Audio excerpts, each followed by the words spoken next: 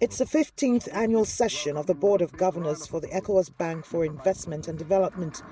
The bank has been operational since 2003. Its core mandate is financing transport infrastructure, power generation and industry projects throughout the West African region.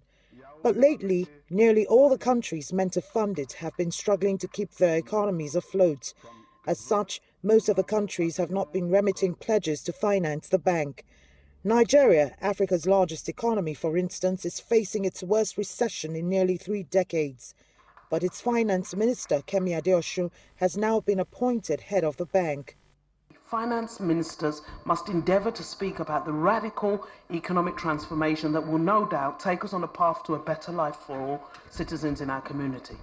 Secondly, we need to prioritise industrialisation, especially through labour-intensive manufacturing and agricultural processing to promote job creation. All the 15 ECOWAS member countries heavily depend on export of materials whose prices have stubbornly remained low.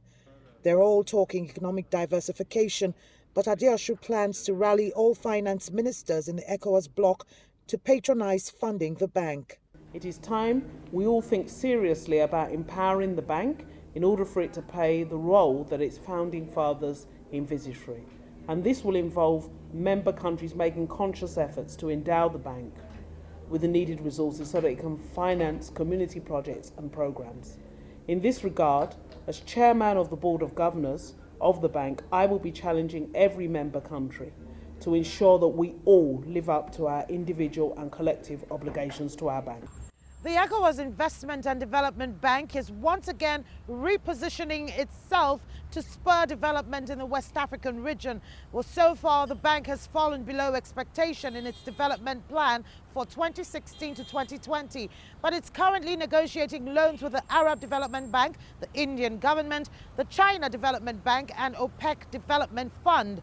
If concluded, it could realize capitalization running into billions of dollars. Kelechi, Emekalam, CGTN, Abuja, Nigeria.